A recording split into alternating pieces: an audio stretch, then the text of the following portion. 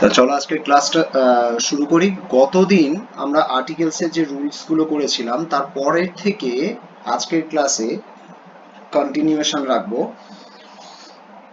প্রথম রুল, প্রত্যেকে দেখবে, রুলটার দিকে ফলো করবে। এ or the brings different meanings by being used with few and little. এ অথবা দা যখন আমরা ফিউ বা লিটিলের সাথে ব্যবহার করি তখন তার মিনিংগুলো আলাদা আলাদাভাবে চেঞ্জ হয়ে যায়। কিরকম ব্যাপারটা? যেভাবে চেঞ্জ হয়ে যায় সেটা বোঝার জন্য আমাকে এই নিচের দিকে তাকাও, a few, few, the few, a little, little, the little, এই কনসেপ্টটাকে ক্লিয়ার করতে হবে। এই কনসেপ্টটাকে আমরা এখন ক্লিয়ার করব, তাহলেই বুঝে যাব যে এ আর দা ফিউ অথবা লিটিলের সাথে ব্যবহার হয়ে কিরকম ভাবে আলাদা আলাদা মিনিংকে এক্সপ্রেস করে। দুটো শব্দ, একটা হচ্ছে ফিউ, একটা হচ্ছে লিটিল। ফিউ ব্যবহার করা হয় কাউন্টেবল নাউনের জন্য, লিটিল ব্যবহার করা হয় আনকাউন্টেবল নাউনের জন্য।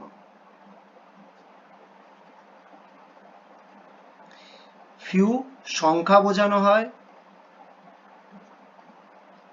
স্যার উপরের দিকে স্ক্রল করে উপরেরটা একটু দেখান না ওই লেখাটা।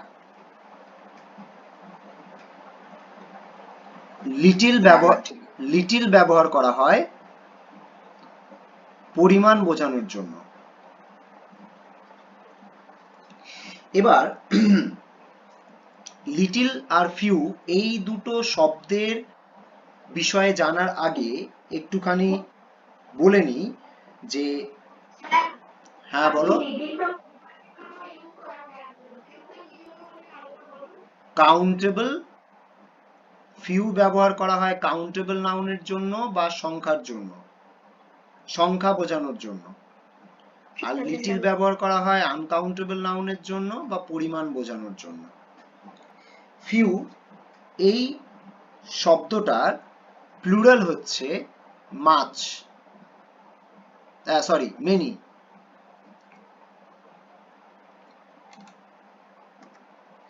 ফিউ শব্দটার প্লুরাল হচ্ছে মেনি, মানে বেশি বোঝায়, উল্টোটা। ঠিক প্লুরাল বলবো না, অপোজিট ওয়ার্ড। আর লিটিলের অপোজিট ওয়ার্ডটা হচ্ছে মাছ। তাহলে ফিউ এর অপোজিট ওয়ার্ড হচ্ছে মেনি, লিটিল এর অপোজিট ওয়ার্ড হচ্ছে মাছ। এবার আমরা একটুখানি রুলসটার দিকে তাকাই, যেটা আমি টাইপ করে রেখেছি সেদিকটা একটু খেয়াল রাখবে। আ ফিউ মানে হচ্ছে নট ইকুইভ্যালেন্ট টু জিরো, মানে যখন আমরা কোনো সেন্টেন্সে লিখব আ ফিউ, সেটা জিরো নয়, ঠিক আছে? জিরোর থেকে বেশি। এবার যখন আমরা ফিউ ব্যবহার করব সেটা হচ্ছে equivalent to zero but not equal to zero. যখন আমরা ফিউ শব্দটা ব্যবহার করছি তার মানে কি বোঝাচ্ছে? তার মানে জিরো বোঝাচ্ছে না, কিন্তু প্রায়, অলমোস্ট জিরো বোঝাচ্ছে, প্রায় জিরো বা অলমোস্ট জিরো বোঝাচ্ছে। আর দা ফিউতে লেখা আছে দেখো, অল দ্যাট ইজ অ্যাভেলেবেল, যেটা আমার কাছে অ্যাভেলেবেল। হ্যাঁ বলো। ফিউটা জিরো নয়, দেখো ফিউতে লিখে রেখেছি নট ইকুইভ্যালেন্ট টু জিরো, মানে sorry, equivalent to zero but not equal to zero, মানে ফিউ জিরো নয়, জিরোর থেকে বেশি, কিন্তু অলমোস্ট জিরো, প্রায় জিরো, মানে নেই বললেই চলে। হলো? এবার দা ফিউ হচ্ছে অল দ্যাট ইজ অ্যাভেলেবল, যেটা আমার কাছে রয়েছে, আমার হাতে রয়েছে। কিরকম ব্যাপারটা? আমরা একটু এক্সাম্পলে যাই, এক্সাম্পলে গেলে তোমাদের কাছে ব্যাপারটা ক্লিয়ার হবে।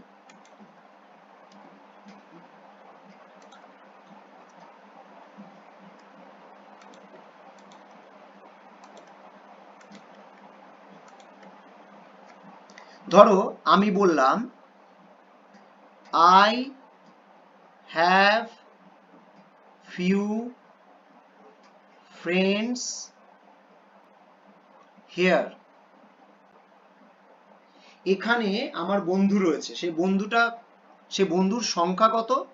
যেহেতু ফিউ সংখ্যাকে বোঝায়, সেখানে সংখ্যাটা কত? 0 নয়, কিন্তু 0-র থেকে বেশি, মানে বন্ধু 0 হলে তো বন্ধু নেই, 0-র থেকে বেশি, কিন্তু কতজন? হার্ডলি 1 or 2, একজন কি দুজন, এর বেশি বন্ধু আমার এখানে নেই। কিন্তু এই সেন্টেন্সটাকে যখন আমরা একটু চেঞ্জ করে লিখছি, I have a few friends here, তখন ব্যাপারটা কি দাঁড়াচ্ছে? এই a fewটা নট ইকুইভ্যালেন্ট টু 0, 0 নয়, বা ফিউর মতো নয়, ফিউর থেকে গ্রেটার, ফিউর থেকে গ্রেটার। তার মানে যখন আমি বলছি I have a few friends here, এখানে কতজন বন্ধুর কথা বোঝাচ্ছে? ওই ধরো নিয়ার অ্যাবাউট 4, 5, 6, 7 এইরকম একটা সংখ্যা বোঝাচ্ছে, যেটা হার্ডলি 1 বোঝাচ্ছে না, হার্ডলি 1 or 2 বোঝাচ্ছে না, তার থেকে বেশি বোঝাচ্ছে। তখন আমরা ব্যবহার করছি কি? আ ফিউ ফ্রেন্ডস। এবার দা ফিউটা কখন ব্যবহার করব? দা ফিউটা তখনই ব্যবহার করব যখন আমরা আ ফিউকে, এই যে ওয়ার্ডটা আ ফিউ, এটাকে যখন আমরা স্পেসিফাই করব, নির্দিষ্ট করে বুঝিয়ে দেব, যেটা আমার কাছে অ্যাভেলেবেল আছে, যে সংখ্যাটা, যে সংখ্যক বস্তু বা বিষয় বা মানুষ আমার কাছে অ্যাভেলেবেল রয়েছে, সেক্ষেত্রে আমরা ব্যবহার করব দা ফিউ। একটা সেন্টেন্স লিখি। ধরো আমি বললাম the few friends I have are very helpful.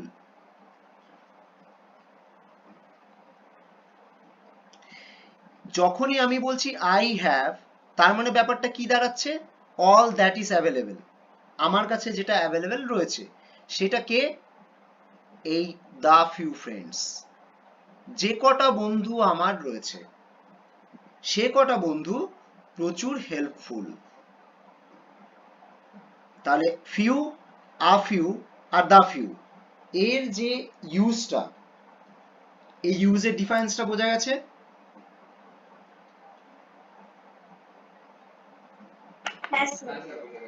এইবারে আমরা চলে যাব লিটিলে।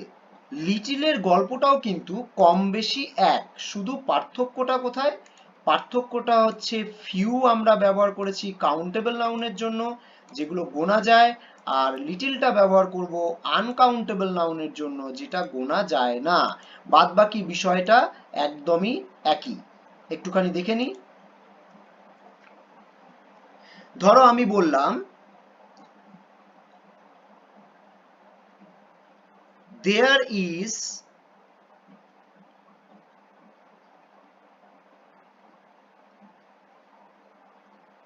little water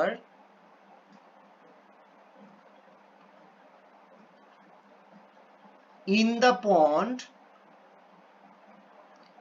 in summer. গরমকালে পুকুরটাতে লিটিল ওয়াটার রয়েছে, তার মানেটা কি? এই যে দেখো লিটিল মানে লিখে রেখেছি equivalent to nothing but not equal to nothing, মানে প্রায় নেই বললেই চলে, অলমোস্ট নাথিং। গরমকালে পুকুরটাতে জল প্রায় নেই বললেই চলে, হয়তো দেখা গেল পুকুরটার একদম কোনার দিকে একটুখানি জল পড়ে রয়েছে, গরমে বাকিটা শুকিয়ে গেছে। তাহলে সেক্ষেত্রে আমরা কি ব্যবহার করব? There is little water in the pond.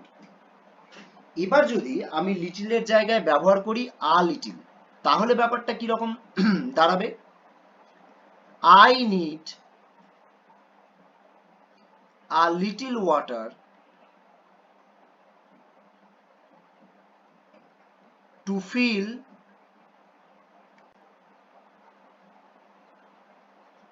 my thirst right now. কিরকম ব্যাপারটা দাঁড়ালো? আমার প্রয়োজন অল্প একটু জল to fill my thirst right now. এখন আমার পিপাসাটা মেটানোর জন্য অল্প জল দরকার। এই অল্প জলটা আমরা বোঝানোর জন্য ব্যবহার করেছি a little, right?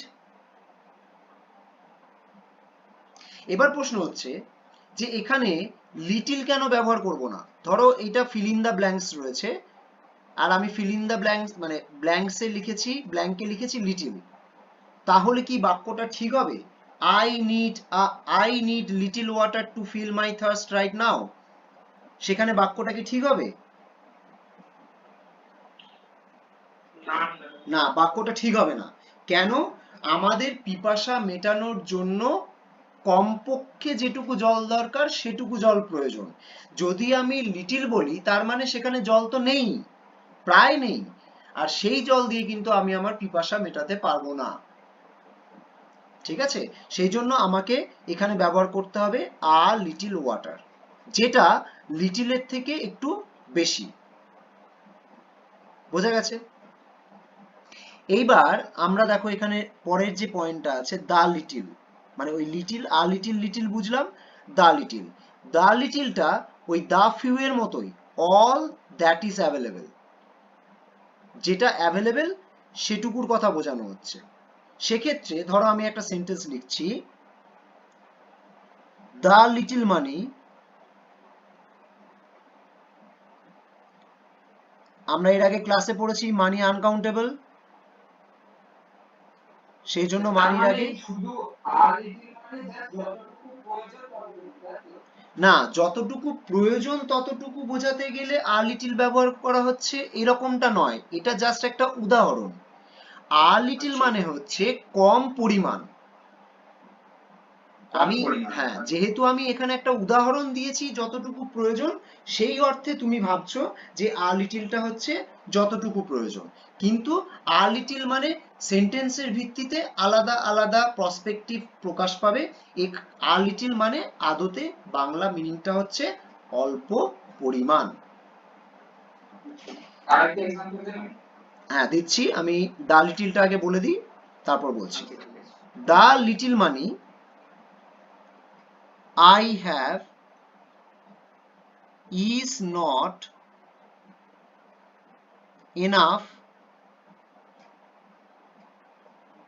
to start a business.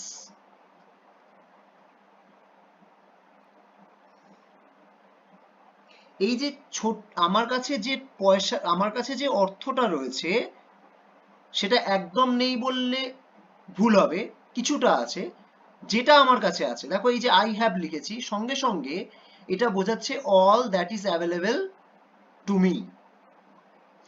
আমার কাছে যেটুকু অর্থ রয়েছে সেটা যথেষ্ট নয় একটা বিজনেস শুরু করার জন্য। পরিষ্কার?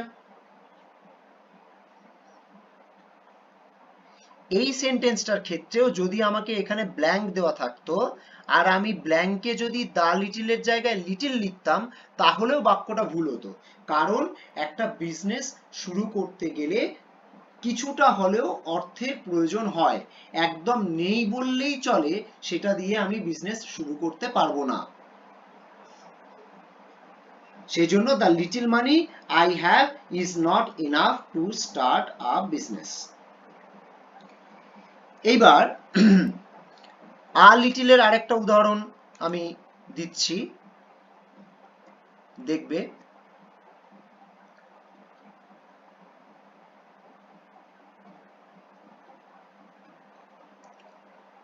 She has a little wish to visit her uncle.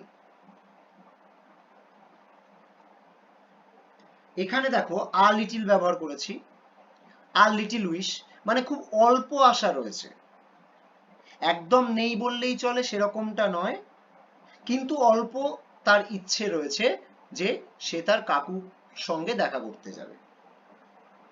তাহলে এই সেন্টেন্সটায় a little দিয়ে এরকমটা বোঝানো হচ্ছে না যে যতটুকু প্রয়োজন ততটুকু, তা নয় কিন্তু, যেটা আমার সেকেন্ড সেন্টেন্সে বোঝাচ্ছে। আশা করি ক্লিয়ার? অল্প পরিমাণ বোঝানোর জন্য a little ব্যবহার করা হচ্ছে, আর একদম নেই বললেই চলে এটা বোঝানোর জন্য লিটিল ব্যবহার করা হচ্ছে। হ্যাঁ বলো, কে প্রশ্ন করছিলে? হ্যাঁ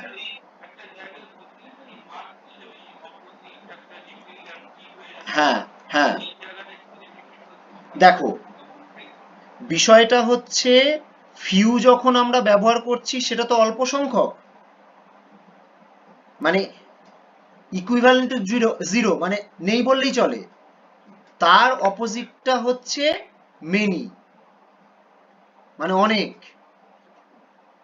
আর লিটিল এটা মানে এটাও প্রায় নেই বললেই চলে, সেটা পরিমাণ কোয়ান্টিটি, তার অপোজিটটা হচ্ছে মাছ মানে অনেকটা। ফিউ মানে নেই বললেই চলে, মেনি মানে অনেক সংখ্যক, লিটিল মানে হচ্ছে নেই বললেই চলে, মাছ হচ্ছে অনেক পরিমাণ। ক্লিয়ার? ওকে, এবার আমরা চলে যাব পরের রুলে।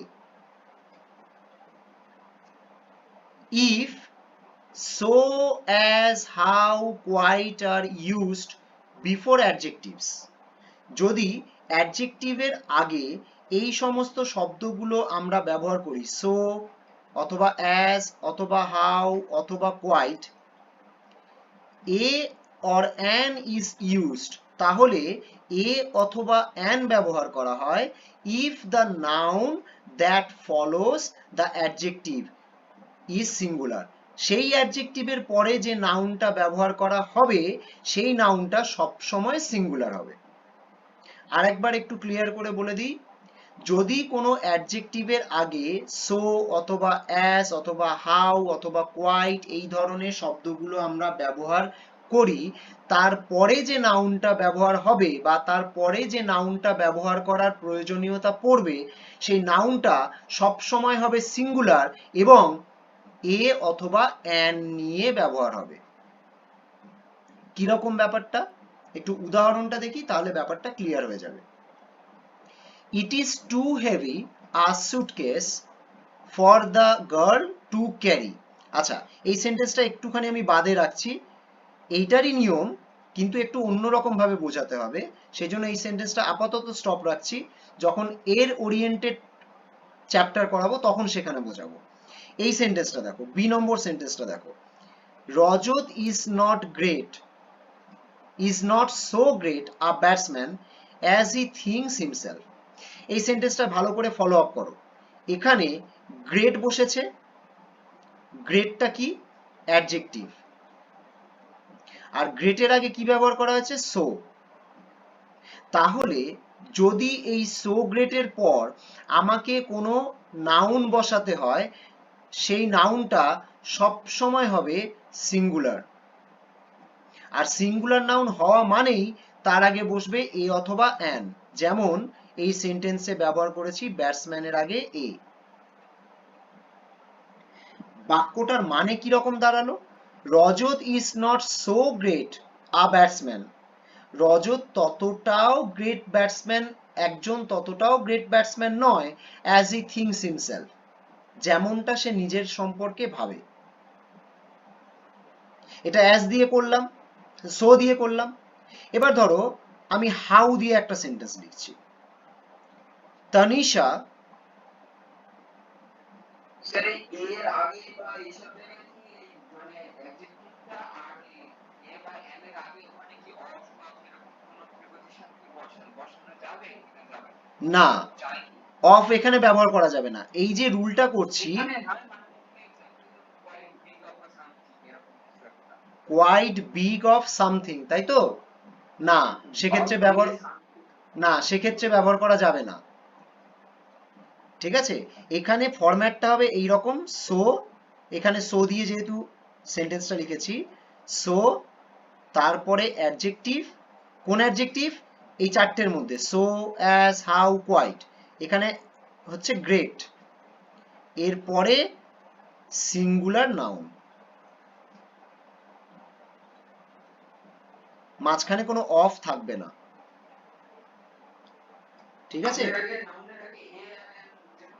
হ্যাঁ সে তো বসাতে হবেই, কারণ যেহেতু সিঙ্গুলার নাউন সেহেতু বসাতে হবেই।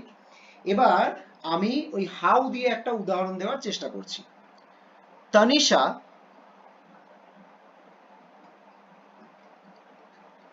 থিংস, আচ্ছা থিংসটা আমি একটু অমিট করলাম।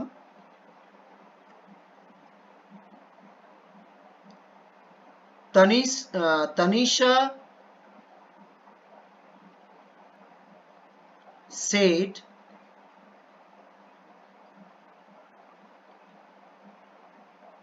how beautiful a lady her friend had been. Tanisha বলেছিল হাউ বিউটিফুল। দেখো এখানে বিউটিফুল হচ্ছে অ্যাডজেক্টিভ, তার আগে আমরা হাউ ব্যবহার করেছি। এরপরে যখন আমাকে নাউন ব্যবহার করার প্রয়োজনীয়তা আসছে, সেই নাউনটা অ্যাবসলিউটলি সিঙ্গুলার হতে হয়েছে বা সিঙ্গুলার করতে হয়েছে, রাইট? তাহলে বাক্যটার মানে কি দাঁড়ালো? তানিশা সেড, তানিশা বলেছিল হাউ বিউটিফুল আর লেডি, কত সুন্দর একজন মহিলা, হার ফ্রেন্ড হ্যাড বিন, তার বন্ধু ছিল। তার বন্ধু একজন কত সুন্দরী মহিলা ছিল বা ছিলেন। বোঝা গেছে সেন্টেন্সটা?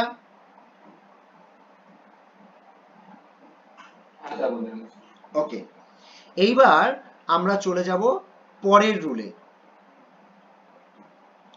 এই রুলটা আমরা যখন সাবজেক্ট ভার্ব এগ্রিমেন্ট করেছিলাম তখন করেছিলাম, হয়তো ক্লাসে বহুবার আলোচনা করা হয়েছে, কিন্তু তা সত্ত্বেও আলোচনা করতে হচ্ছে অফিসিয়ালি, কারণ এটা ভীষণ ইম্পর্টেন্ট একটা রুল, ভীষণ ভীষণ ইম্পর্টেন্ট রুল। আর্টিকেলের ওরিয়েন্টেশনে কিংবা সাবজেক্ট ভার্ব ওরিয়েন্টেশনে যে সমস্ত কোশ্চেন্স গুলো পরীক্ষায় আসে তার মধ্যে খুব গুরুত্বপূর্ণ একটা রুল হচ্ছে এটা। দেখো,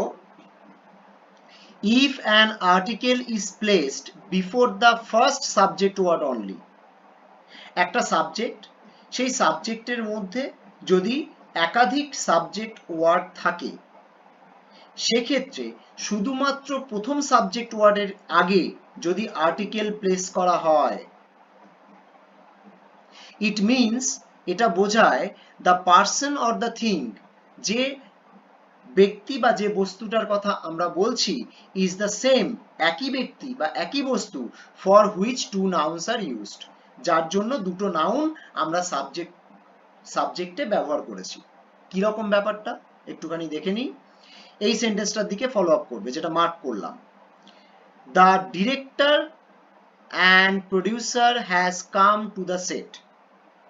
এখানে সাবজেক্ট হচ্ছে the director and producer, right? এই সাবজেক্টে কটা সাবজেক্ট ওয়ার্ড রয়েছে? দুটো সাবজেক্ট ওয়ার্ড রয়েছে, একটা হচ্ছে ডিরেক্টর আর একটা হচ্ছে প্রডিউসার। কিন্তু এই দুটো সাবজেক্ট ওয়ার্ডের আগে একবারই দা ব্যবহার করা হয়েছে, সেটা কোনটা? প্রথম সাবজেক্ট ওয়ার্ডটার আগে। আর দ্বিতীয় সাবজেক্ট ওয়ার্ডটার আগে কিন্তু কোনো আর্টিকেল ব্যবহার করা হয়নি। তার মানে এইটা কজনকে বোঝাচ্ছে? একজনকে বোঝাচ্ছে, ওয়ান, বা সেম পার্সনকে বোঝাচ্ছে। আর যখন ওয়ান অথবা সেম পার্সনকে বোঝাচ্ছে, ওটা সবসময় আমরা গ্র্যান্ড করছি কি হিসেবে? সিঙ্গুলার হিসেবে। এক্ষেত্রে মাথায় রাখবে, যখন এইরকম সাবজেক্টটা সিঙ্গুলার হিসেবে আমরা গ্র্যান্ড করব, তখন ভার্বও হবে সিঙ্গুলার। দেখো এখানে লেখা আছে হ্যাজ। ঠিক আছে, এখানে দুজন আলাদা আলাদা লোক হতে পারে। দুজন আলাদা আলাদা লোক হতে পারে, আসছি আমি পরে। তাহলে দ্য ডিরেক্টর অ্যান্ড প্রডিউসার, এই দুজন একই ব্যক্তিকে বোঝানো হচ্ছে, মানে যিনি ডিরেক্টর তিনি প্রডিউসার, তিনি এসেছেন কোথায়? সেটে। এবার এখানে দেখো বাট দিয়ে আমি কি লিখেছি, if an article is used before every subject word, যে সাবজেক্টটা আমরা প্রেজেন্ট করছি বা মেনশন করছি, ওই সাবজেক্টের ক্ষেত্রে যে সাবজেক্ট ওয়ার্ডস গুলো থাকবে প্রত্যেকটার আগেই যদি আমি আর্টিকেল বসাই, it refers to different people or things, এটা আলাদা আলাদা মানুষকে বোঝাবে কিংবা আলাদা আলাদা বস্তুকে বোঝাবে। কিরকম? এই সেকেন্ড উদাহরণটার দিকে খেয়াল রাখো, আমি একই সেন্টেন্সকে রিপিট করেছি একটু চেঞ্জ করে। The director and the producer have come to the set. এখানে সাবজেক্ট কোনটা? The director and the producer. কটা সাবজেক্ট ওয়ার্ড রয়েছে? দুটো সাবজেক্ট ওয়ার্ড রয়েছে। নাম্বার ওয়ান হচ্ছে ডিরেক্টর, 1 নম্বর সাবজেক্ট, আর প্রডিউসার হচ্ছে 2 number subject word, 2 number subject word. এবার দুটোর আগেই দেখো ব্যবহার করেছি দা, এই একটা এই একটা। যখনই দুটো সাবজেক্ট ওয়ার্ডের আগে আমি দুবার দা ব্যবহার করেছি, তখনই এটা কাকে রেফার করছে? কোন নাম্বারকে রেফার করছে? প্লুরাল নাম্বারকে, বা এরা ডিফারেন্ট পার্সন বোঝাচ্ছে, রাইট? আর যখনই এটা প্লুরালকে বোঝাচ্ছে কিংবা ডিফারেন্ট পার্সনকে বোঝাচ্ছে, এই প্রসঙ্গে খেয়াল রাখবে, তখন ভার্বটাও হয়ে যাবে প্লুরাল। সেন্টেন্সটার দিকে খেয়াল করো, আমরা এরপরে ব্যবহার করেছি হ্যাভ। পরিষ্কার? এইবারে আসি একটা ইম্পর্টেন্ট প্রসঙ্গে। এই যে দুটো সাবজেক্ট ওয়ার্ডকে একসঙ্গে অ্যান্ড দিয়ে যোগ করা থাকবে, সেক্ষেত্রে তোমাকে একটা বিষয় খুব ভালো করে মাথায় রাখতে হবে, কখনো কখনো ট্রিক কোশ্চেন তোমাদেরকে দিয়ে দেবে। কিরকম ট্রিক কোশ্চেন? এখানে যে দুটো সাবজেক্ট ওয়ার্ড লিখেছি, একটা হচ্ছে ডিরেক্টর আর একটা হচ্ছে প্রডিউসার, এই দুজন ব্যক্তি কিন্তু সেম পার্সন হতে পারেন, সেম পার্সন হতে পারেন, কিন্তু হয়তো দেখা গেল যে পরীক্ষায় তোমাদের এমন একটা উদাহরণ দিল, যে উদাহরণে যে দুটো সাবজেক্ট ওয়ার্ড মেনশন করা আছে, সেই দুটো সাবজেক্ট ওয়ার্ড একজন ব্যক্তি হতে পারেন না। কিরকম ব্যাপারটা? ধরো আমি বললাম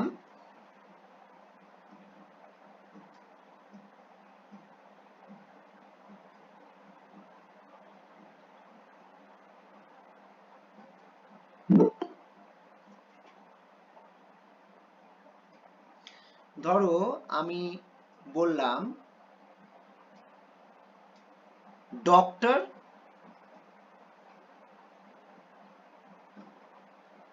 অ্যান্ড ডক্টর অ্যান্ড আর কি শব্দ ব্যবহার করা যায়? ধরো আমি বললাম ডক্টর অ্যান্ড নার্স। আচ্ছা চলো, ঠিক আছে, doctor and nurse.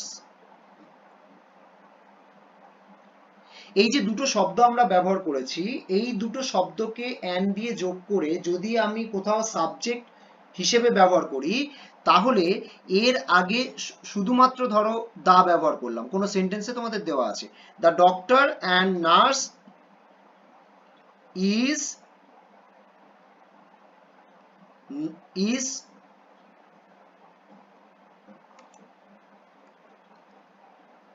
very late today.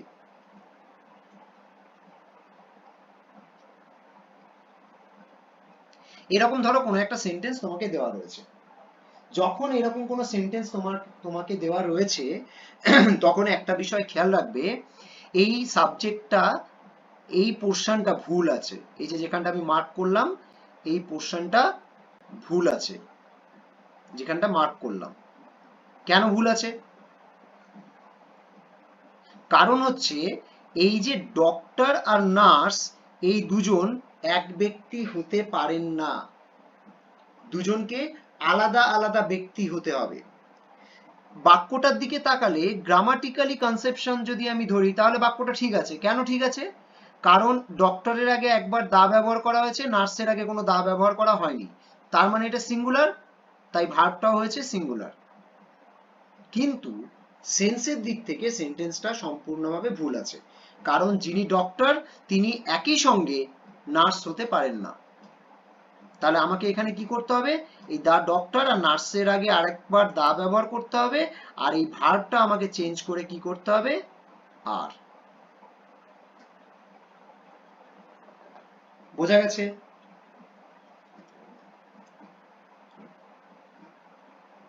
এইবার হ্যাঁ বলো।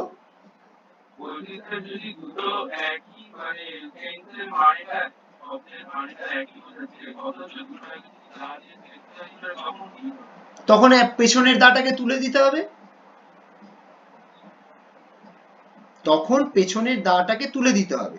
আচ্ছা চলো একটা এক্সাম্পল ট্রাই করা যাক এটার। আচ্ছা তোমার তোমার উদাহরণটা আমি নিচ্ছি, দাঁড়াও 1 মিনিট, নিচ্ছি আমি তোমার উদাহরণটা।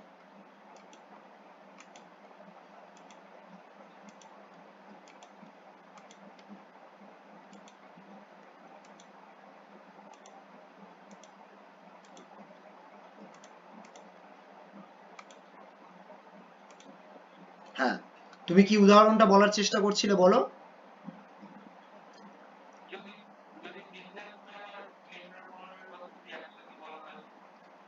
আচ্ছা ধরো তুমি তুমি দুটো শব্দ এখানে ব্যবহার করছো, একটা হচ্ছে বিজনেসম্যান। আচ্ছা আমি এখন আপাতত দাটাকে কাটছি। ধরো একটা শব্দ তুমি বলছো বিজনেসম্যান,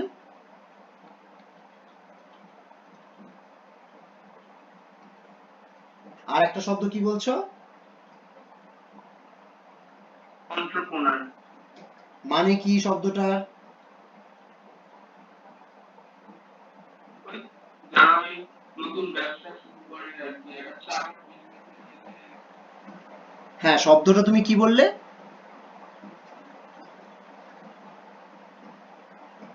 হচ্ছে এন্টারপ্রেনার। আচ্ছা আচ্ছা আচ্ছা,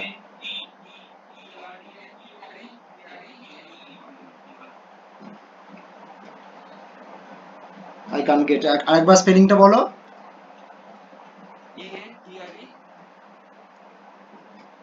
ইএনটিআরই।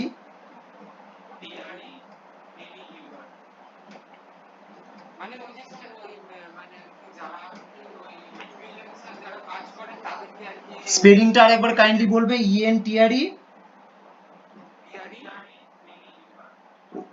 ও, ওটা ওটা এন্টারপ্রেনার। ঠিক আছে, ওটা ওটা হচ্ছে ওটা হচ্ছে এন্টারপ্রেনার। ওকে, উচ্চারণটা একটু ভুল করছো। আচ্ছা চলো তাহলে, ধরো হ্যাঁ ঠিক আছে, চলো তোমার শব্দটা নিলাম, একটা হচ্ছে বিজনেসম্যান আর একটা হচ্ছে এন্টারপ্রেনার। হ্যাঁ এবার বলো তোমার প্রশ্নটা কি ছিল? কোন একটা সেন্টেন্স যদি এই বিজনেসম্যানের কি বলে কি দিয়ে উচ্চারণটা করলে না স্যার ওদি ই দিয়ে, ই দিয়ে, এন্ড এন্ড। হ্যাঁ এন্টারপ্রেনার হ্যাঁ এই উচ্চারণটা করলে হ্যাঁ। পুরো যদি আমি দা ব্যবহার করি, আচ্ছা তারপর যদি কোন একটা সেন্টেন্স বললাম যে কোন একটা বিজনেসের ইয়েতে তাহলে তো সেম মঞ্চে উঠলো, তো ওকে, তখন দুটোটা এই সেন্সটা নিয়ে তাহলে বিজনেসম্যানের আগে আমি দা ব্যবহার করলাম, আর এন্টারপ্রেনারের আগে আমি দা ব্যবহার করলাম। অবভিয়াসলি যিনি বিজনেসম্যান, যিনি একজন পাকা বিজনেসম্যান, তিনি একজন আলাদা ব্যক্তি হতে পারেন, আর যিনি সবে ব্যবসায় ঝুঁকি নিয়ে এগোচ্ছেন বা সবে ব্যবসা স্টার্ট করেছেন এইরকম একজন ব্যক্তি, তিনি আলাদা হতেই পারেন। তাহলে তারা যদি এক তো হতে পারেন স্যার। হ্যাঁ একও হতে পারেন। আচ্ছা দেখো কোথায় এক হতে পারেন আর কোথায় আলাদা হতে পারেন। ধরো এরকম একটা বাক্য লিখলাম, the businessman and the entrepreneur, এখানে আমি ব্ল্যাঙ্ক দিয়ে রাখলাম, দিয়ে বললাম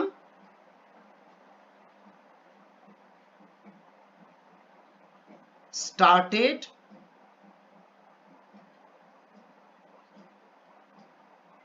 his new project।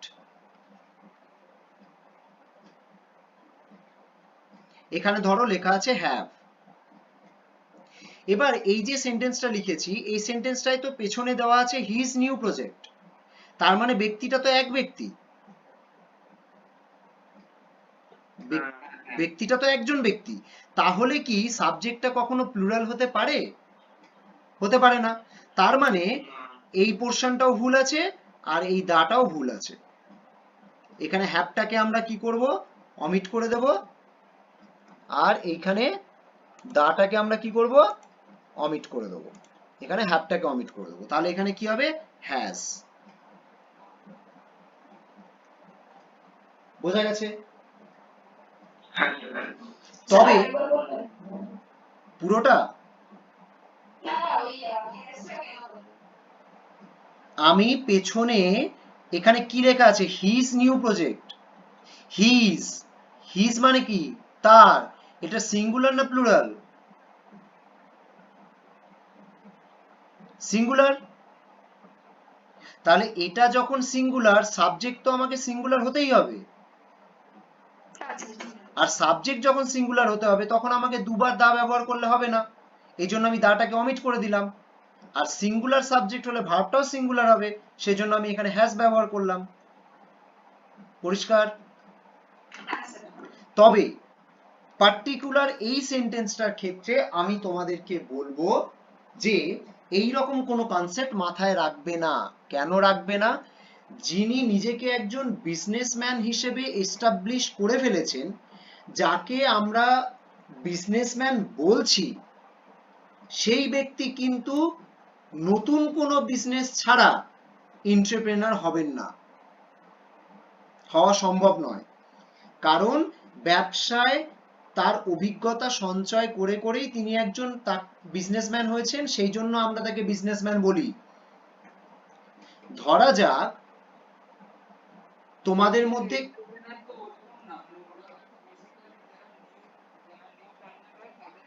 আমি সেই জন্যই বলছি তাকে আমরা বিজনেসম্যান বলতে পারবো না। কি কথাটা বলছি বোঝা যাচ্ছে? ধরো আমি বলছি যে তোমাদের মধ্যে কেউ একজন একটা বিজনেস স্টার্ট করেছো, একটা বিজনেস অর্গানাইজ করেছো।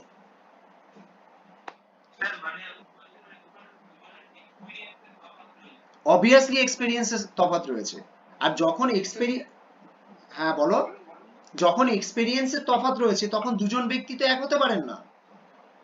না, যদি এরকম ভাবে দেখি যে তুমি একজন সাকসেসফুল বিজনেসম্যান এক নম্বর, আর দুই নম্বর এন্টারপ্রেনার হয়েছে, আর যে প্রজেক্টটা স্টার্ট করছেন উনি ওনার এন্টারপ্রেনার শুরু করেন। হ্যাঁ আমি সেটাই বলছি, যদি অন্য কোনো প্রজেক্ট বা অন্য ডিফারেন্ট কোনো বিজনেস না হয়, সেটা যদি না হয় তাহলে সেক্ষেত্রে আমরা বিজনেসম্যান আর এন্টারপ্রেনার এই শব্দটা, দুটো শব্দকে এক করতে পারবো না। হ্যাঁ যদি নতুন কোনো বিজনেস স্টার্ট করার চেষ্টা করেন, ঠিক আছে, সেক্ষেত্রেও তুমি একটা জিনিস ভাবো, সেক্ষেত্রেও কিন্তু ব্যক্তি একজনই। হ্যাঁ কিন্তু সেইখানে পার্টিকুলারলি একটা পয়েন্ট আমাকে মাথায় রাখতে হবে, সেটা যদি নিউ প্রজেক্ট কোনো স্টার্ট করতে চান। তবে এক্ষেত্রে এটাও মাথায় রাখতে হবে, নিউ প্রজেক্ট স্টার্ট করতে গেলে বিজনেসম্যান অ্যান্ড এন্টারপ্রেনার এই শব্দ দুটো একসঙ্গে ব্যবহার করবে না। কেন ব্যবহার করবে? কারণ যিনি স্টার্ট করছেন তার পরিচয় হচ্ছে তখন এন্টারপ্রেনার, তার পরিচয় তখন কিন্তু বিজনেসম্যান নয়। বোঝা যাচ্ছে কথাটা? বোঝা যাচ্ছে, কিন্তু আমার কাছে আরো একটা প্রশ্ন আছে। আচ্ছা এইটুকু বোঝা গেছে তো? হ্যাঁ, এটা বোঝা গেছে। হ্যাঁ এবার যে প্রশ্নটা আছে সেটা বলো। বলছি যে আমি যদি শুধু এন্টারপ্রেনারশিপের দিকে তাকিয়ে যদি হ্যাঁ তাহলে ও ওর কথা লোকে শুনবে কেন প্রথম কথা, কারণ ও বিপ্লবটা ও লোককে বোঝাবে যে এইভাবে হচ্ছে। হুম তাহলে ওর পরিচয়টা যদি ও একটা সাকসেসফুল বিজনেসম্যান হয় তাহলে লোক ওর কথা শুনবে। না, এইটা ঠিক নয়। এটা তো আমরা এটা আমরা লিটারেচার মানে আমরা ল্যাঙ্গুয়েজের বাইরে চলে যাচ্ছি, ব্যাপারটা ল্যাঙ্গুয়েজের বাইরে চলে যাচ্ছি, তবু তোমাদেরকে না বোঝানোর আমি চেষ্টা। ওই পয়েন্টের থেকে বললাম, তাহলে তো ইউজ করা যাবে সেই সেই পজিশনে। হ্যাঁ, কিন্তু জেনারেল কনসেপ্ট আমরা যখন কোনো ল্যাঙ্গুয়েজে যখন আমরা সেন্টেন্স নিয়ে ডিসকাস করছি, তখন আমরা জেনারেল কনসেপশনটাকে কাজে কাজে লাগাবো এই ধরনের ক্ষেত্রে। ধরো একজন এন্টারপ্রেনার অবশ্যই অভিজ্ঞ নয়, সে সে বা তিনি যখন কাউকে মোটিভেট করার চেষ্টা করবে বা করবেন, মানুষ শুনবে কি শুনবে না সেটা নিয়ে একটা প্রসঙ্গ রয়েছে, কিন্তু সেটা তো আলাদা প্রসপেক্টিভ। সেখানে আমি যে রুলটা এখন করছি সেই রুলের সঙ্গে কিন্তু অ্যাসোসিয়েটেড নয়। আচ্ছা বুঝলাম। বোঝাতে পারছি? আমি যেটা বলার চেষ্টা করছি যে একজন বিজনেসম্যান আর একজন এন্টারপ্রেনার একই ব্যক্তি হতে পারেন না, কারণ একজনের অভিজ্ঞতা বেশি তবে সে বিজনেসম্যান, আর একজনের অভিজ্ঞতা কম তবে সে এন্টারপ্রেনার। আর একই মানুষের মধ্যে অভিজ্ঞতা কম আর অভিজ্ঞতা বেশি একই সঙ্গে দুটো এক্সিস্ট করতে পারে না। ঠিক আছে ঠিক আছে। ওকে, বোঝা গেল? এইবার আমরা চলে আসব পরের রুলে। কোনো কিছু বাদ গেল এই রুলটায়? না, বাদ যায়নি। এরপর আমরা চলে আসব পরের রুলটায়। এর পরে যে পোর্শনটা করছি এটা আমাদের আর্টিকেল চ্যাপ্টারটার লাস্ট সেগমেন্ট, কিন্তু ভীষণ ইম্পর্টেন্ট সেগমেন্ট। প্রত্যেকটা পয়েন্ট ভালো করে শুনবে এবং মাথায় রাখবে, খাতায় তুলে নেবে, প্র্যাকটিস করবে। Difference between a or an and one. এই যে শব্দ দুটো এ অর অ্যান, এদের মানে কিন্তু একটি, তাই না? আবার ওয়ান মানে এটা মানেও কিন্তু একটি। এখন প্রশ্ন হচ্ছে, তাহলে যেখানে এ অ্যান ব্যবহার করা যাবে সেখানেই কি ওয়ান ব্যবহার করা যাবে, কিংবা যেখানে ওয়ান ব্যবহার করা যাবে সেখানেই কি এ অথবা অ্যান ব্যবহার করা যাবে? এটা একটা ভীষণ ইম্পর্টেন্ট প্রশ্ন। তার উত্তরে আমি তোমাদেরকে বলবো একদমই না। যেখানে এ বা অ্যান ব্যবহার করা যাবে সেখানে ওয়ান ব্যবহার করা যাবে না, যেখানে ওয়ান ব্যবহার করা যাবে সেখানে এ অথবা অ্যান ব্যবহার করা যাবে না। এবার আমাদের জানতে হবে যে কোন জায়গায় ব্যবহার করতে পারবো আর কোন জায়গায় ব্যবহার করতে মানে পারবো না, কোন কোন জায়গায়। ওয়ান আর এ অথবা অ্যান এরা সাবস্টিটিউটস একে অপরের হবে না কি কি ক্ষেত্রে, সেটা একটুখানি দেখে নিই। সেটা দেখার আগে প্রথম পয়েন্টটা একটুখানি ভালো করে বুঝবে। এটা একটা জেনারেল ফ্যাক্টর যেটা আমি লিখে রেখেছি। এ অ্যান্ড অ্যান আর আর্টিকেলস। এ অথবা অ্যান হলো আর্টিকেলস। এই চ্যাপ্টারটা শুরু করার আগে প্রথম দিকে আমি তোমাদেরকে বলেছিলাম, হয়তো মনে থাকবে, যে আর্টিকেল হচ্ছে এক ধরনের অ্যাডজেক্টিভ। এই কথাটা আমি বলেছিলাম। এবার এখানে লিখে রেখেছি ওয়ান ইজ অ্যান অ্যাডজেক্টিভ। এবার তোমরা প্রশ্ন করতে পারো যে স্যার আর্টিকেল আপনি বলেছেন এক ধরনের অ্যাডজেক্টিভ, আবার ওয়ান লিখে রেখেছেন অ্যাডজেক্টিভ, তাহলে এটা আমরা আলাদা করে পড়বো কেন? কি পড়ার কি গুরুত্ব আছে? ডিফারেন্সটা কি? ডিফারেন্সটা এটুকুই যে এ আর অ্যান যখন আমরা ব্যবহার করছি সেটাকে আমরা অ্যাডজেক্টিভ হিসেবে গ্র্যান্ড করছি, মানে অ্যাডজেক্টিভ হিসেবে ধরছি, আর ওয়ানটা হচ্ছে ইটসেলফ অ্যাডজেক্টিভ, নিজে অ্যাডজেক্টিভ ই। একটু এক্সাম্পল দিই তাহলে ব্যাপারটা ক্লিয়ার হবে। আমি যদি বলি আই হ্যাভ আ টেডি,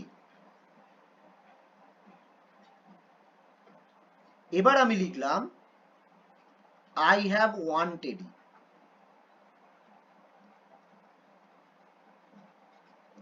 এখানে যে এ শব্দটা ব্যবহার করেছি এটা নাউনের আগে ব্যবহার করেছি, এটাকে আমরা অ্যাডজেক্টিভ হিসেবে কনসিডার করতে পারি, কিন্তু এর নাম হচ্ছে আর্টিকেল। আর এখানে যে ওয়ান শব্দটা ব্যবহার করেছি এটা টেডি শব্দটাকে রেফার করছে, টেডি শব্দটা সংখ্যাকে বোঝাচ্ছে। আমরা অ্যাডজেক্টিভ যখন পড়েছিলাম তখন অ্যাডজেক্টিভের সংজ্ঞা হিসেবে কি বলেছিলাম, যে একটা শব্দ যে শব্দটা নাউন বা প্রোনাউনের দোষ, গুণ, সংখ্যা, অবস্থা, রং, পরিমাণ বোঝাবে সেটা হবে অ্যাডজেক্টিভ। তাহলে ওয়ানটা টেডির কোন জিনিসটাকে এক্সপ্রেস করছে? সংখ্যাকে এক্সপ্রেস করছে, নাম্বারকে এক্সপ্রেস করছে, সেই জন্য এটা ইটসেলফ হলো অ্যাডজেক্টিভ। এটা অ্যাডজেক্টিভ হিসেবে আমরা ব্যবহার করতে পারি, এটা অ্যাডজেক্টিভ। ডিফারেন্সটা বোঝা গেছে? মানে স্যার আমার একটা টেডি আছে আর আমার একটাই টেডি আছে। হ্যাঁ, এক্স্যাক্টলি। ঠিক আছে, একটা আমরা অ্যাডজেক্টিভ হিসেবে ব্যবহার করতে পারছি, আর টেডি আর অনির্দিষ্টভাবে বোঝাচ্ছে, পার্টিকুলার কোনো টেডিকে বোঝাচ্ছে না। আর আই হ্যাভ ওয়ান টেডি মানে একটা নাম্বারকে বোঝাচ্ছে, সংখ্যাকে বোঝাচ্ছে, মানে একটা টেডি বাদ দিয়ে আর কোনো টেডি নেই, একটা টেডি আছে, ওয়ান টেডি, যেটা সংখ্যাকেই রেফার করছে। এইটুকু সূক্ষ্ম ডিফারেন্স এ অ্যান্ড অ্যান আর ওয়ানের মধ্যে রয়েছে। পরিষ্কার? এই কনসেপ্টটা একটুখানি মাথায় রাখবে। এইবারে আসি আমরা পয়েন্টস গুলোতে, যে পয়েন্টস এর উপর আমাকে কোশ্চেন্স দেবে। এখানে দেখো, a is used in the sense of per as in per day, per week, per kilo, per litre. প্রতি এক মানে প্রত্যেক বোঝানোর জন্য আমরা কি ব্যবহার করছি? এ ব্যবহার করছি অথবা অ্যান ব্যবহার করছি। অ্যানটা এখানে লেখা হয়নি, লিখে নেবে, এ অথবা অ্যান ব্যবহার করছি। কি রকম ব্যাপারটা? এক্সাম্পলে দেখো, হি বট সুগার 30 রুপিস আ কিলো। সে চিনি কিনেছিল 1 কিলো 30 টাকা দরে, মানে প্রতি কিলো 30 টাকায়। তাহলে এই যে প্রতি কিলো বোঝাচ্ছি, এর জন্য কি ব্যবহার করছি? আ কিলো। এখানে কিন্তু কোনোভাবেই 1 কিলো আমরা বসাবো না, মানে 30 রুপিস 1 কিলো, এটা কিন্তু কখনোই আমরা বসাবো না। রেদার বসাবো কি? 30 রুপিস আ কিলো। এবার অ্যান কোথায় ব্যবহার করছি? একটু অ্যানের একটা উদাহরণ দেখে নিই। তপন's car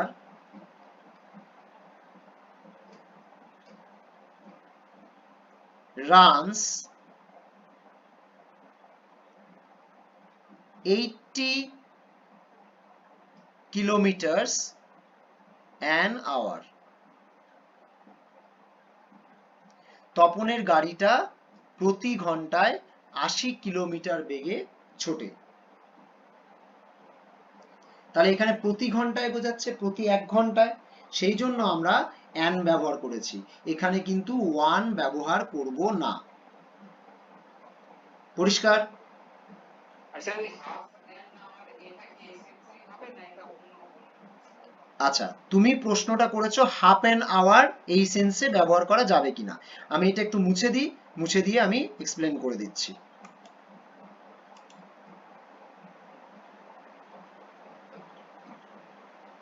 দেখো, তুমি বলেছো হাফ অ্যান আওয়ার,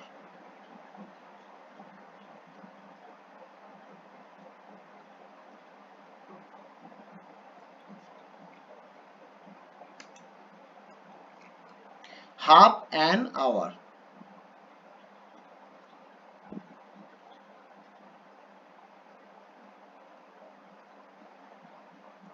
এটা তুমি বলতে চাইছো যে পার কথাটায় ব্যবহার করা যাবে কিনা, তাই তো?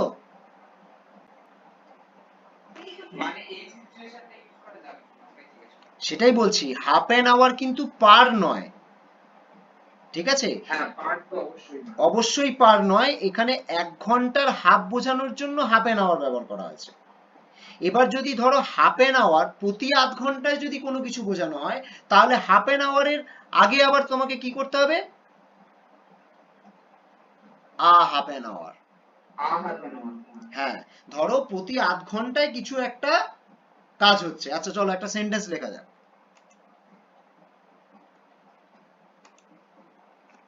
যেটা, হ্যাঁ বলো। তাছাড়া আপনি একটা নিয়ম লিখে দিতে পারেন, ওই ক্যাপিটাল আগে এ বসে পার্টিকেল দিকে একটা।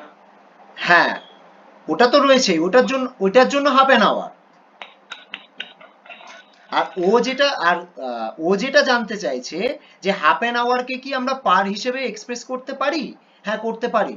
কিরকম একটুখানি দেখে নিই। আমরা সবাই জানি যে অনেক মানুষ আছেন যাদের বেশ কিছুক্ষণ পর পর মুড সুইং হয়, মুড চেঞ্জ হয়, তাই তো? ধরো আমি এরকম একটা বাক্য লেখার চেষ্টা করলাম,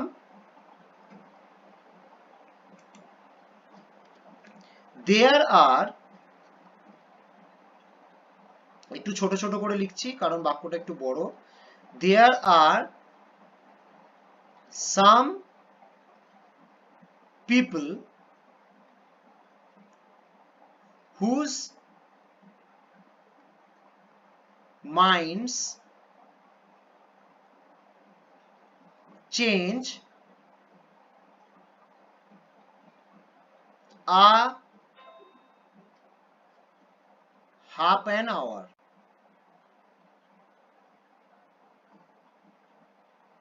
মানে ব্যাপারটা কি দাঁড়ালো? কিছু মানুষ আছেন যাদের মাইন্ড চেঞ্জ হয়, পরিবর্তন হয় হাফ অ্যান আওয়ার, প্রতি আধ ঘন্টায়। বোঝাতে পারলাম? হ্যাঁ স্যার, ঠিক আছে। এক্ষেত্রে হাফ অ্যান আওয়ারের আগে হাফ অ্যান আওয়ারটাকে আমরা অবভিয়াসলি পারের সঙ্গে যোগ করে পার হিসেবে ব্যবহার করতে পারি। এরপর চলে আসবো আমরা পরের পয়েন্টে। কি আছে দেখো, use of A and one gives different meanings to a sentence when used before a noun. যখন আমরা কোনো নাউনের আগে এ ব্যবহার করছি অথবা অ্যান ব্যবহার করছি, আরেকদিকে ওয়ান ব্যবহার করছি, তখন সেই দুটো ক্ষেত্রে মিনিং চেঞ্জ হয়ে যাচ্ছে। কোন সেন্সে মিনিং চেঞ্জ হয়ে যাচ্ছে সেই সেন্সটা আমরা এখানে ফিল করার চেষ্টা করব বা শিখব। কোন সেন্সটা দেখো, ফার্স্ট সেন্টেন্স আমি লিখে রেখেছি, আ cow is a useful animal.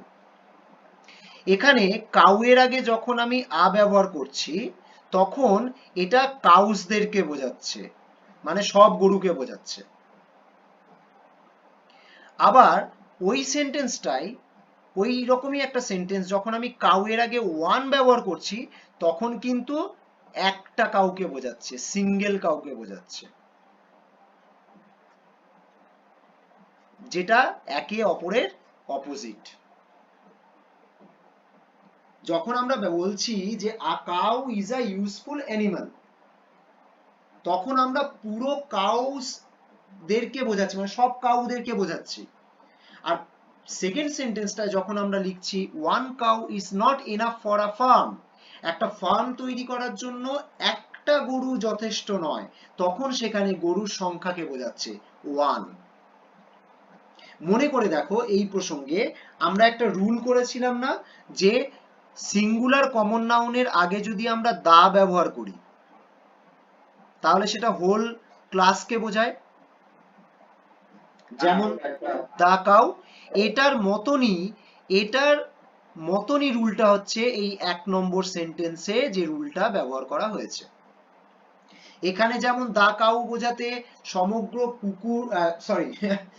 গরু জাতিটাকে বোঝানো হয়েছে, সেরকম ভাবেই আ কাউ দিয়ে সব গরুদেরকে বোঝানো হয়েছে, যেটা নাকি ঘুরে অ্যাকচুয়ালি পুরো গরু জাতিটাকেই বোঝাচ্ছে। পরিষ্কার?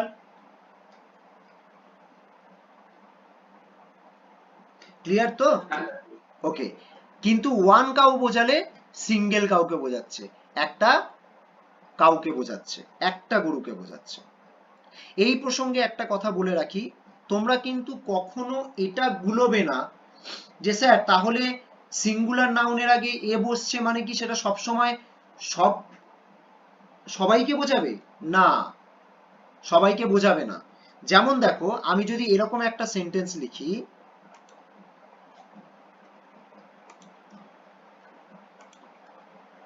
ধরো আমি লিখলাম I saw a cow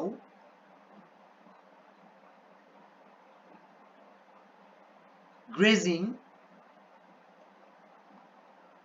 under the banyan tree. এই বাক্যটার মানে কি, যে আমি দেখেছিলাম একটা গরুকে গ্রেস করতে আন্ডার দা, মানে ঘুরে চড়ে বেড়াতে under the banyan tree, banyan ট্রিটার নিচে। এখানে যে আ কাউ ব্যবহার করেছি তার মানে কিন্তু এখানে সব গরুদেরকে দেখেছি বোঝাচ্ছে না, একটা গরুকে দেখেছি বোঝাচ্ছে। বুঝতে পেরেছো? এই দুটো পয়েন্টকে কখনো ভুলবে না। পরিষ্কার?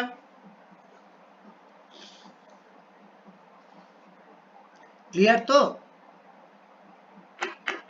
ওকে, এইবার আমরা চলে আসব পরের পয়েন্টে। পরের পয়েন্টটা ফলো আপ করবে। যখন আমরা কোনো সেন্টেন্সে অ্যানাদার বা আদার এই দুটো শব্দ ব্যবহার করব, তার সঙ্গে যদি একজনকে বোঝাতে ব্যবহার করা হয় কোনো এক্সপ্রেশন, তাহলে আমরা ওয়ান ব্যবহার করব, এ কিন্তু ব্যবহার করব না, বা অ্যান কিন্তু ব্যবহার করব না। কিরকম ব্যাপারটা একটু সেন্টেন্সটা পড়ে দিই। One can be used with another or other. One ব্যবহার করা যেতে পারে অ্যানাদারের সাথে বা আদারের সাথে, কিন্তু এ ব্যবহার করা যায় না। এক্সাম্পলে আসি, তাহলে ব্যাপারটা পরিষ্কার হবে। One boy wants to be a doctor, another wants to be a painter. আমরা এখানে দুজনের কথা বলছি। দুজনের কথা বলতে গিয়ে একজনের ক্ষেত্রে ব্যবহার করেছি অ্যানাদার, আর আরেকজনের ক্ষেত্রে ব্যবহার করেছি ওয়ান। একজন হতে চায় ডাক্তার, আরেকজন হতে চায় পেইন্টার। এখানে ওয়ানের জায়গায় কিন্তু আ ব্যবহার করা যাবে না। আমি যদি সেন্টেন্সটা এরকম লিখি, a boy wants to be a doctor, another wants to be a painter, তাহলে বাক্যটা ভুল হবে। যেহেতু এখানে অ্যানাদার আছে, সেহেতু আমাকে এ অথবা অ্যান ব্যবহার করতে হবে।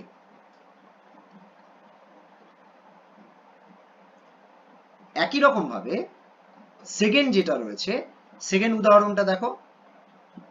সেকেন্ড উদাহরণটা আমি কি বলেছি? হবে হবে।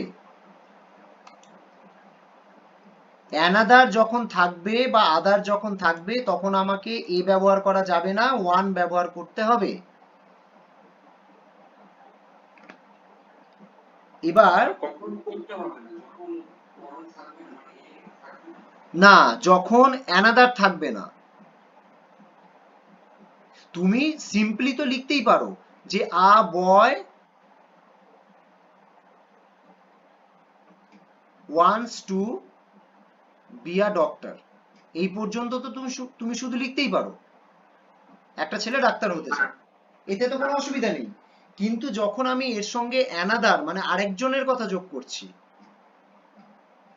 তখন এই যে এ বয়টা, এই যে এ বয়টা, এই এ বয়টা তখন কি হয়ে যাবে? চেঞ্জ হয়ে যাবে। বোঝা গেছে? তখন এই যে এ বয়টা, এই এ বয়টা কিন্তু তখন চেঞ্জ হয়ে যাবে। ক্লিয়ার?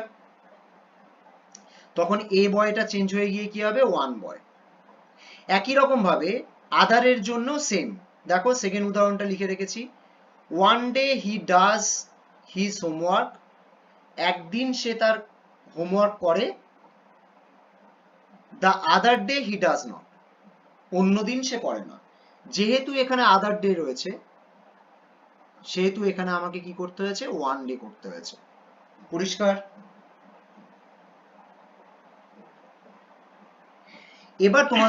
এবার তোমাদের একটা প্রশ্ন হতে পারে। কি প্রশ্ন? আমি বলে দিচ্ছি, হয়তো কারো কারো মাথায় এই পয়েন্টটা দেখতে গিয়ে মাথায় এসছে বা আসছে, আমি একটুখানি বলে দিই। দেখো, তোমাদের মাথায় এই প্রশ্নটা হতে পারে, স্যার এখানে আদার ডে এই এক্সপ্রেশনটার আগে দা ব্যবহার করেছি, আর্টিকেল ব্যবহার করেছি, আর আগের উদাহরণটায় অ্যানাদারের আগে আমরা কোনো আর্টিকেল ব্যবহার করিনি, কেন এরকম হলো?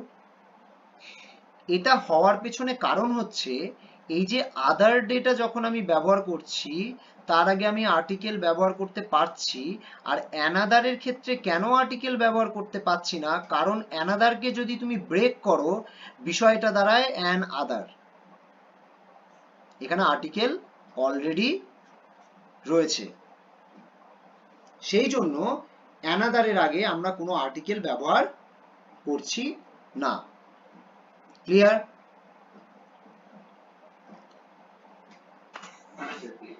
এবার চলে আসবো পরে নাম্বার 5 পয়েন্টে। খেয়াল রাখবে এখানে আমরা পয়েন্টগুলো কিন্তু কিসের উপর ডিপেন্ড করে করছি, ওয়ান আর এ অথবা এন এর কি ডিফারেন্স সেটার উপর ডিপেন্ড করে আমরা করছি। দেখো 5 নম্বর পয়েন্টে আমরা কি বলছি, ওয়ান প্লাস মানে মোবাইল কোম্পানি নয়, ওয়ানের সাথে যদি ডে অথবা উইক অথবা মান্থ অথবা ইয়ার অথবা সামার অথবা উইন্টার অথবা যে কোনো টাইম এক্সপ্রেশন থাকে, তাহলে সেটা কি বোঝাবে, আ particular incident on an indefinite time. যে কোনো একটা পার্টিকুলার ঘটনাকে বোঝাবে যে ঘটনাটা ইনডেফিনিট টাইমে হয়েছিল, মানে অনির্দিষ্ট সময়ে হয়েছিল। একটা পার্টিকুলার ঘটনাকেই বোঝাবে কিন্তু অনির্দিষ্ট সময়, যেটা ডেফিনিট নয়। কিরকম ব্যাপারটা, এক্সাম্পল দেখো, one night my friend Tarun suddenly came to me to ask for a help. একটা রাতে, যে রাতটা একটা পার্টিকুলার ইনসিডেন্ট ঘটেছিল কিন্তু ইনডিফিনিট টাইম, কোন রাত সেটা বলা হয়নি, একটা রাতে। One night my friend Tarun suddenly came to me, হঠাৎ করে আমার কাছে এসেছিল, to ask for a help, একটা সাহায্য চাওয়ার জন্য। বোঝা গেছে? তাহলে যদি আমরা পাস্টের কোনো পার্টিকুলার ইনসিডেন্টকে বোঝাই কিন্তু ইনডিফিনিট টাইমে বোঝাই, তাহলে আমাকে এক্সপ্রেশন কি করতে হবে, ওয়ান প্লাস ওই ওপরের শব্দগুলোর মধ্যে যে কোনো একটা, ডে, উইক, মান্থ, ইয়ার, সামার, উইন্টার, দুর্গাপূজা, যে কোনো একটা টাইম এক্সপ্রেশন দিতে হবে। Clear?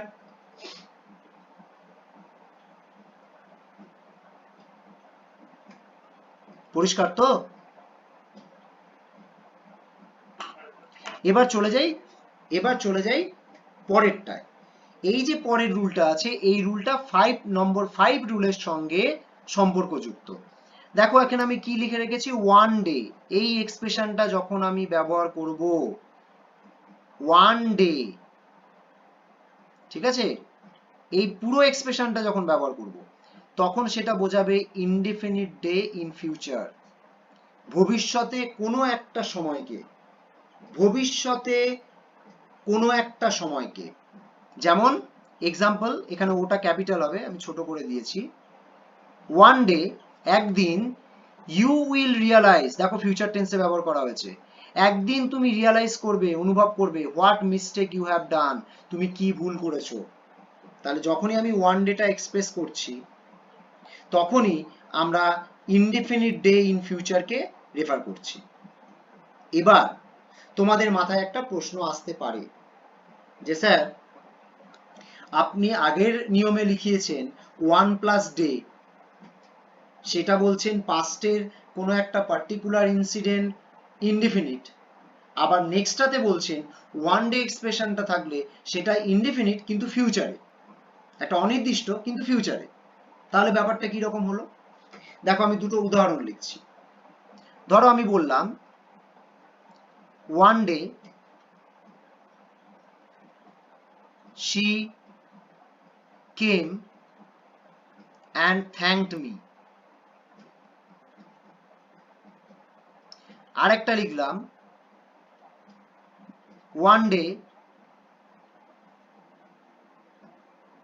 she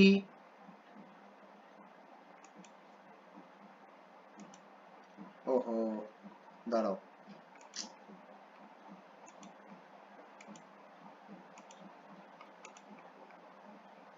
one day she, এটা কেটে দিলাম, one day she will come to thank me। প্রথম উদাহরণটা বোঝাচ্ছে পাস্টের ঘটনা, একদিন সে এসেছিল এবং আমাকে ধন্যবাদ জানিয়েছিল। আর সেকেন্ডেরটায় বোঝাচ্ছে ফিউচারের ঘটনা, one day she will come, একদিন সে আসবে, টু থ্যাঙ্ক মি, আমাকে ধন্যবাদ জানানোর জন্য। বোঝা গেছে? ক্লিয়ার তো? ওকে, এবার আমরা আসবো পরের পয়েন্টে, ভীষণ important. One can be used as a pronoun. One শব্দটা আমরা প্রথমে কি পড়েছিলাম? অ্যাডজেক্টিভ হিসেবে ব্যবহার করা হয়। ওয়ানটাকে অ্যাডজেক্টিভ হিসেবে ব্যবহার করা হয়। এখানে আমরা দেখব ওয়ানটাকে প্রোনাউন হিসেবে ব্যবহার করা হয়। কিরকম বিষয়টা? এক্সাম্পল দেখো, do you want a suggestion right now? তুমি কি এখন একটা সাজেশন চাও? Yes I want one. হ্যাঁ আমি চাই ওয়ান, একটা। ধরো সেন্টেন্সটা কি ছিল? সেন্টেন্সটা তো হওয়া উচিত ছিল এরকম, yes I want a suggestion, তাই না? তাহলে এখানে দেখো আ সাজেশন একটা নাউন, সেই নাউনটাকে আমি তুলে দিচ্ছি, সেই নাউনটাকে আমি কি করছি? তুলে দিচ্ছি।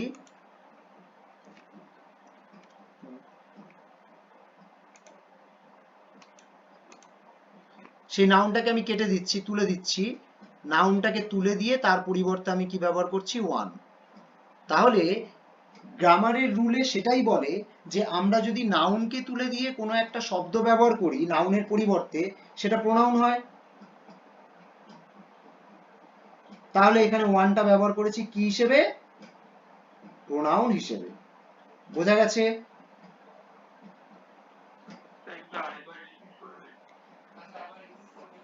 আমি বললাম যে এই আজকের ক্লাসটা যখন শুরু করেছি তখন প্রথম দিকে আমরা পড়েছি ওয়ানটাকে কি হিসেবে ব্যবহার করা হয়? অ্যাডজেক্টিভ হিসেবে। এখানে আমরা শিখব ওয়ানটাকে প্রোনাউন হিসেবে ব্যবহার করা যায়। কিরকম ব্যাপারটা? একটু উদাহরণের দিকে তাকাও। উদাহরণটা যেটা আমি টাইপ করে রেখেছি সেই দিকে তাকাও, তাহলে ব্যাপারটা পরিষ্কার হবে। দেখো,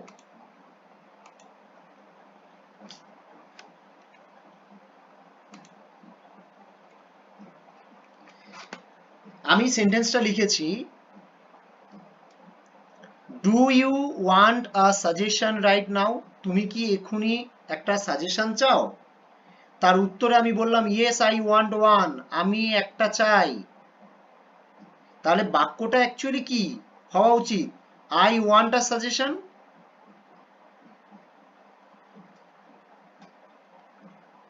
এটা উত্তর হওয়া উচিত। Yes I want a suggestion. Do you want a suggestion? Yes I want a suggestion. কিন্তু আমরা এই সাজেশনটাকে এখানে কি করেছি? অমিট করে দিয়েছি। অমিট করে দিয়ে কি লিখেছি? ওয়ান। তার মানে এটা তো নিশ্চয়ই যে সাজেশনের বদলে আমি ওয়ান ব্যবহার করেছি। আর গ্রামারে আমরা কি শিখেছি? যখন আমরা নাউনের পরিবর্তে কোনো শব্দ ব্যবহার করি সেই শব্দটাকে আমরা কি হিসেবে জ্ঞান করি? প্রোনাউন হিসেবে। তাহলে এখানে ওয়ানটা হচ্ছে প্রোনাউন, রাইট? হ্যাঁ, এক্ষেত্রে একটা কথা নোট করে রাখবে, plural form of one is some. এই যে যেটা আমি ওয়ান হিসেবে ব্যবহার করছি, এখানে যে ওয়ান হিসেবে প্রোনাউনটা ব্যবহার করছি, সেই প্রোনাউনের, হ্যাঁ ধরো আমি বললাম I want one, I want one, আর তার প্লুরাল কি হবে? We want some. তার মানে ওয়ানের প্লুরাল, যখন ওয়ানটাকে আমরা প্রোনাউন হিসেবে ব্যবহার করছি তখন ওয়ানের প্লুরাল হয়ে যাচ্ছে সাম। পরিষ্কার? এবার আমরা চলে আসব আজকের লাস্ট পয়েন্টে। To avoid repetition of a noun we use one as a pronoun. এই নিয়মটা 8 নম্বর নিয়মটা 7 নম্বর নিয়মটা প্রায় সেম। যখন আমরা কোনো নাউনের রিপিটেশনকে অমিট করার জন্য একটা ওয়ার্ড ব্যবহার করি সেটা প্রোনাউন হয়। আমরা ছোটবেলায় শিখেছি, স্যাররা আমাদেরকে শিখিয়েছিলেন যে Rajat is a boy, Rajat goes to school, Rajat plays football very much. এখানে বাবা রজত শব্দটা বারবার আমরা ব্যবহার করছি, শুনতে খারাপ লাগছে, তাই রজতের রিপিটেশনটা বন্ধ করার জন্য আমরা রজতের জায়গায় হি লিখছি। তাহলে হিটা কি? হিটা একটা প্রোনাউন। এগুলো তো আমরা শিখেছি ছোটবেলায়, স্যাররা আমাদেরকে শিখিয়েছেন বারবার। তো সেই নিয়মটাই এখানে আমরা আলোচনা করছি ওয়ানের জায়গায়, ওয়ান দিয়ে। যেমন দেখো একটা উদাহরণ দেখো, রাজুস কার, এখানে এখানে ভার্বটা মেনশন করা হয়নি। Raju's car is better than that one of Anirban. মানে রাজুর গাড়িটা বেশি ভালো কার গাড়ির থেকে? অনির্বাণের গাড়ির থেকে। অনির্বাণের গাড়ির থেকে রাজুর গাড়িটা বেশি ভালো। তাহলে সেন্টেন্সটা যদি আমি নাউন দিয়ে লিখতাম তাহলে কিরকম ব্যাপারটা দাঁড়াতো? রাজুস কার ইজ বেটার দেন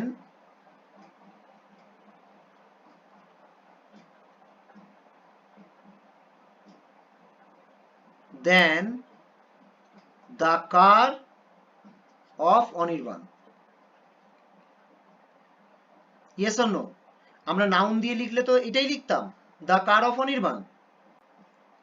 কিন্তু এখানে একবার কার ব্যবহার করেছি, এখানে আবার একবার কার ব্যবহার করেছি। এই কারের রিপিটেশনটাকে অফ করার জন্য এই কারটাকে আমি কেটে দিলাম, এই দা কারটাকে আমি কি করলাম? কেটে দিলাম, দিয়ে কি লিখলাম? That one. ওই কারটাকে রিপ্রেজেন্ট করার জন্য, কারের রিপিটেশনটাকে বন্ধ করার জন্য। হ্যাঁ, দেন দা অনির্বাণ সোয়ানও ব্যবহার করা যাবে। সেই ক্ষেত্রেও তো সেই ওয়ানটা আমরা কারের পরিবর্তেই ব্যবহার করছি। হ্যাঁ, ভেরিয়েশনটা হবে অবশ্যই। আমরা এখানে দ্যাট ওয়ান অফ অনির্বাণ না লিখে এই পজিটিভ কেসটাকে আমরা অনির্বাণ ওয়ান দিয়েও রিপ্রেজেন্ট করতে পারি।